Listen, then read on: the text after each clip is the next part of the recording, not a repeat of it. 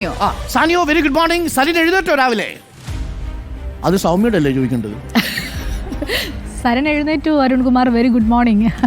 അല്ല, സൗമ്യ പോയി. ഏതായാലും സരൻ ഇവിടെയാണ് ഉള്ളത്. ഈ സരൻ്റെ വീട്ടിലാണ് നമ്മളിപ്പോൾ ഉള്ളത്. അദ്ദേഹം അല്പസമയത്തിനകം തന്നെ ഇങ്ങോട്ടേക്ക് എത്തുമെന്നാണ് പറഞ്ഞിരിക്കുന്നത്. ആദ്യം മണപ്പുള്ളിക്കാവ് ക്ഷേത്രത്തിലും അതിനുശേഷം കൽപ്പാത്തി ക്ഷേത്രത്തിലും സന്ദർശനം നടത്തിയതിന് ശേഷമായിരിക്കും CPIMൻ്റെ ജില്ലാ കമ്മിറ്റി ഓഫീസിലേക്ക് പോവുക.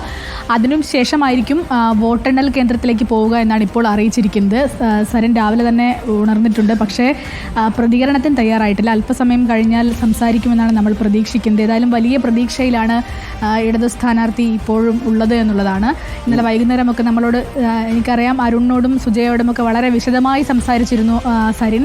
അപ്പോഴൊക്കെയും പ്രതീക്ഷകൾ, കണക്കുകൂട്ടലുകൾ ഒക്കെ കണക്കുകൾ വെച്ചുകൊണ്ട് സംസാരിക്കുന്ന തരത്തിലേക്ക് കാര്യങ്ങൾ പോകുന്നുണ്ടായിരുന്നു. ഏതായാലും 60,000 വോട്ടാണ് സരിൻ പറയുന്നത്. പക്ഷേ പാർട്ടിയുടെ കണക്ക് പ്രകാരം 40,000-നും 42,000-നും ഇടയിലുള്ളൊരു വോട്ട് കിട്ടുമെന്ന് തന്നെയാണ് പ്രതീക്ഷിക്കുന്നത്. ഏതായാലും കഴിഞ്ഞ തവണത്തേക്കാൾ നില വലിയ രീതിയിൽ മെച്ചപ്പെടുത്താനാകുമെന്നുള്ളൊരു പ്രതീക്ഷയാണ് LDF മുന്നോട്ട് വയ്ക്കുന്നത്. അതേസമയം രണ്ടാം സ്ഥാനത്തെത്തുമെന്നുള്ളൊരു പ്രതീക്ഷയും LDFനുണ്ട്. എന്നാൽ സരിന് വിജയപ്രതീക്ഷയിൽ കുറഞ്ഞൊന്നും ഇല്ല എന്ന് തന്നെയാണ് മനസ്സിലാക്കാനാവുന്നത്. ഓക്കെ, വിജയപ്രതീക്ഷയാണ് സരിൻ. പക്ഷേ രാവിലെ അമ്പലത്തിൽ ഒരു കൂട്ടർ ഇറങ്ങിയിട്ടുണ്ട്. അല്ലമീനോടൊപ്പം രാഹുൽ മാങ്കൂട്ടത്തിനും കുടുംബം അല്പസമയത്തുള്ള ഇറങ്ങുന്നു. സരിനും പോകുന്നുണ്ട്. ആണോ?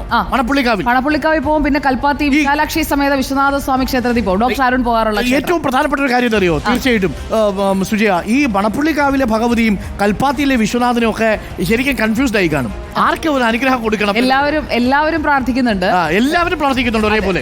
അപ്പൊ ദൈവങ്ങളെ പോലും ആശങ്കയിലാക്കുന്ന ഒരു തെരഞ്ഞെടുപ്പ് എന്ന് വേണമെങ്കിൽ നമുക്ക് പറയാം. ദൈവത്തിനറിയാം എന്ന് പറയും. ദൈവത്തിന് പോലും അറിയാത്തൊരു തെരഞ്ഞെടുപ്പാണ് ഈ പെട്ടിയിൽ ഇരിക്കാൻ പോകുന്നത് എന്നുള്ളതാണ്. അപ്പോൾ വിശാലാക്ഷി സമേത വിശ്വനാഥനെ സാക്ഷി നിർത്തി കെ സുരേന്ദ്രൻ ഒരു പ്രഖ്യാപനം നടത്തിയിരുന്നു. C കൃഷ്ണകുമാർ തന്നെയാണ് MLA.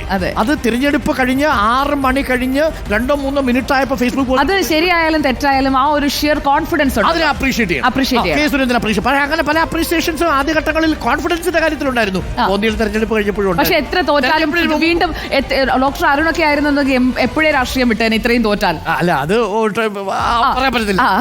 പക്ഷേ എന്തായാലും തുടർച്ചയായ പരാജയങ്ങളിൽ നിന്ന് താൻ വിജയിച്ചേ പോകും. ഒരു കാര്യത്തിൽ കെ സുരേന്ദ്രന് സന്തോഷിക്കാം. കഴിഞ്ഞ തവണ തൃശ്ശൂരിലെ വിജയം, അതേപോലെ 4 മണ്ഡലങ്ങളിലെങ്കിലും BJP അടിച്ചു കയറി വന്നത് കെ സുരേന്ദ്രൻ നേതൃത്വത്തിലായിരുന്നല്ലോ സ്വാഭാവികമായിട്ട്. അതുകൊണ്ട് സംഘടന ഇത്തവണ 11 മണ്ഡലങ്ങളിൽ ലോക്സഭാ കണക്കനുസരിച്ച് ഒന്നാം സ്ഥാനത്താണ്. അപ്പൊ അത് മാത്രമല്ല 2026 സൂചന കൂടിയാണ്. അതാണ് ഈ തവണ തെരഞ്ഞെടുപ്പിൽ പരീക്ഷിക്കപ്പെടാൻ പോകുന്നത്. അതുകൊണ്ട് ഒരിക്കൽ കൂടി ഞാൻ പറയുന്നു, പാലക്കാട് C കൃഷ്ണകുമാർ വിജയിച്ചാൽ അത് കെ സുരേന്ദ്രന്റെ വിജയം കൂടിയാണ്. അവിടെ രാഹുൽ മാങ്കൂട്ടത്തിൽ വിജയിച്ചാൽ VD സതീശന്റെയും ഷാഫിയുടെയും വിജയം കൂടിയാണ്. ഇനി സരിനാണ് വിജയിക്കുന്നതെങ്കിൽ, വേണ്ട, 2ാം സ്ഥാനത്ത് എത്തുന്നതെങ്കിൽ പോലും യുദ്ധം ചെയ്യുന്നത് അർജുനനാണെങ്കിലും തേര് തെളിക്കുന്ന MP രാജേഷും AK ബാലനും. അപ്പോൾ അങ്ങനെയാണ് നമ്മൾ പാലക്കാടിന്റെ രാഷ്ട്രീയ വിജയത്തെ കാണുന്നത്. എന്നാൽ ചേലക്കര അങ്ങനെയല്ല.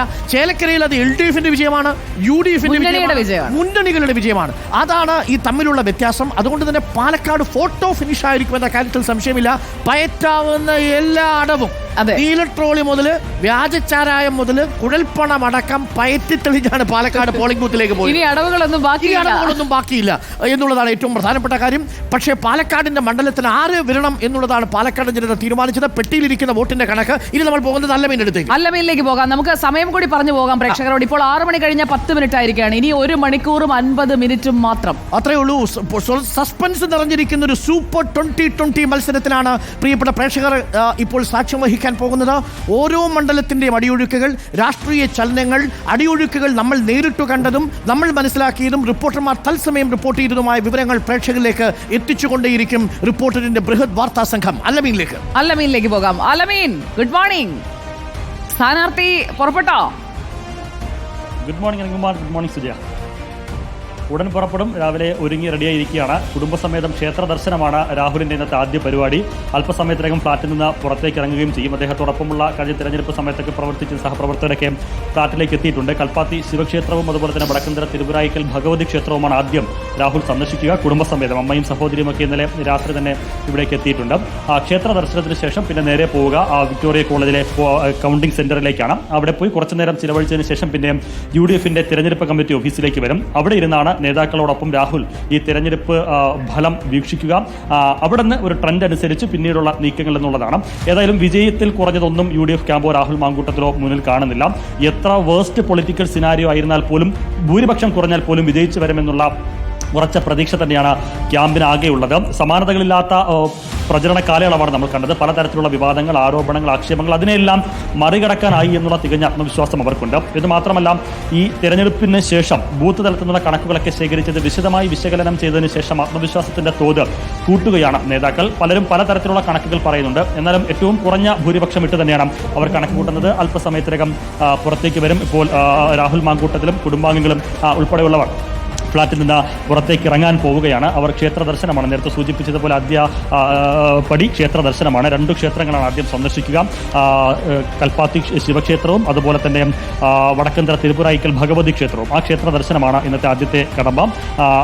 രാഹുലും അമ്മയും അതുപോലെ തന്നെ സഹോദരിയും മറ്റ് സഹപ്രവർത്തകരും ഒക്കെ ഫ്ളാറ്റിൽ നിന്ന് പുറത്തേക്ക് ഇറങ്ങുകയാണ്. 10ാമത്തെ നിലയിലാണ് നമ്മൾ നിൽക്കുന്ന യാക്കരയിലുള്ള ഇവിടെയുള്ള ഫ്ളാറ്റിലെ 10ാമത്തെ നിലയിലാണ് രാഹുൽ വാടകയ്ക്ക് ഫ്ളാറ്റ് എടുത്തിരിക്കുന്നത്. അവിടെ നിന്ന് പുറത്തേക്ക് ഇറങ്ങാനുള്ള തയ്യാറെടുപ്പാണ്. ഇപ്പോൾ ക്ഷേത്രത്തിലേക്ക് പോകുന്നതിന് മുൻപ് ഒരു പ്രതികരണം ഉണ്ടാകും. ശരി, അല്ലമീൻ, അവിടെ ഫ്ളാറ്റിൽ നിന്ന് രാഹുൽ മാങ്കൂട്ടത്തിൽ കുളിച്ചിറങ്ങുമ്പോൾ നമുക്ക് അതിലേക്ക് വരാം. കുളിച്ചിറങ്ങി അമ്പലത്തിൽ ഒരാൾ എത്തിയിട്ടുണ്ട്. അതെ, ഇതെവിടെയെന്നറിയോ? നീരാട്ടു ഗണപതി.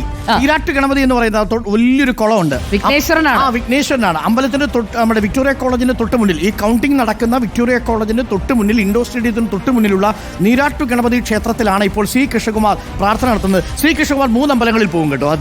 ആദ്യം പോകുന്നത് നീരാട്ടു ഗണപതി. അത് കഴിഞ്ഞാൽ അതിന് നേരെ ഓപ്പോസിറ്റ് ഉള്ള ഗുരുവായൂരപ്പൻ ക്ഷേത്രം. ഗുരുവായൂരപ്പൻ ഇരിക്കുന്നത് ഒരു ഷോപ്പിംഗ് കോംപ്ലക്സിന് ഉള്ളിലാണെന്നൊക്കെ ഞങ്ങൾ തമാശ പറയുമായിരുന്നു. കാരണം അത്ര മനോഹരമായൊരു സ്ട്രക്ചറിലാണ് ഗുരുവായൂരപ്പൻ ഇരിക്കുന്നത്. അത് കഴിഞ്ഞാൽ പോകുന്നത് കൽപ്പാത്തി. ഈ 3 സ്ഥലങ്ങളാണ് സാധാരണ രീതിയിൽ ശ്രീ കൃഷ്ണകുമാർ പോകുക. പിന്നെ മണപ്പുള്ളിക്കാവിലും പോകും. അപ്പോൾ ശ്രീ കൃഷ്ണകുമാർ തേങ്ങ ഉടച്ച് കഴിഞ്ഞിരിക്കും. തേങ്ങ ഉടച്ച സ്വാമി ഇത്തവണ ഉടയ്ക്കുമോ എന്നതാണ് പ്രധാനപ്പെട്ട ചോദ്യം. നീരാട്ട് ഗണപതിയുടെ ഒരു പ്രത്യേകത, രാഹുലും ഇറങ്ങി വരുന്നുണ്ട്. നീരാട്ടു ഗണപതിയെ കണ്ട് കൃഷ്ണകുമാർ ഇറങ്ങി വരുന്നുണ്ട്. കാഴ്ചകളാണ് പ്രിയപ്പെട്ട പ്രേക്ഷകർ കാണുന്നത്. പ്രാർത്ഥനകളിലാണ്. നമുക്ക് ഇത്രയും നെഞ്ചിടിപ്പാണെങ്കിൽ അവരുടെ ഒരു നെഞ്ചിങ്ങനെ പടപടാന്ന് അടിക്കുന്നുണ്ട്. നമ്മളൊന്ന് ചേർത്ത് വെച്ചാൽ നമ്മുടെ നെഞ്ചിടിപ്പ് കേൾക്കാം. അതെ, നമുക്ക് ഡോക്ടർ സാറിന്റെ ചിഹ്നം വേണ്ടി വരും. അതെ, സ്റ്റെതസ്കോപ്പ് വേണ്ടി വരും. ഏത് സ്റ്റെതസ്കോപ്പിനാണ് പാലക്കാടിന്റെ ഹൃദയമിടിപ്പടക്കാൻ സാധിച്ചതെന്നുള്ളതാണ് പ്രധാനപ്പെട്ട ചോദ്യം. ഇതാ ശ്രീ കൃഷ്ണകുമാർ നീരാട്ടു ഗണപതി ക്ഷേത്രത്തിൽ ദർശനം നടത്തിയതിനു ശേഷം മടങ്ങി വരുന്നു. അവിടെ നല്ല ഉണ്ണിയപ്പം കിട്ടും കേട്ടോ. ഈ നീരാട്ടു ഗണപതി ക്ഷേത്രത്തിൽ നല്ല ഉണ്ണിയപ്പം കിട്ടുന്നൊരു ക്ഷേത്രമാണ്. നല്ല വിശ്വാസികളൊക്കെ വന്ന് അവിടെ ഉണ്ണിയപ്പം നേർച്ചയായിട്ട് സമർപ്പിക്കാറുണ്ട്. എനിക്ക് തോന്നുന്നു ഇന്ന് ശ്രീ കൃഷ്ണകുമാറും വലിയ ആത്മവിശ്വാസത്തിലാണ് വിഘ്നേശ്വരനെ കണ്ടുവന്നിരിക്കുന്നത്.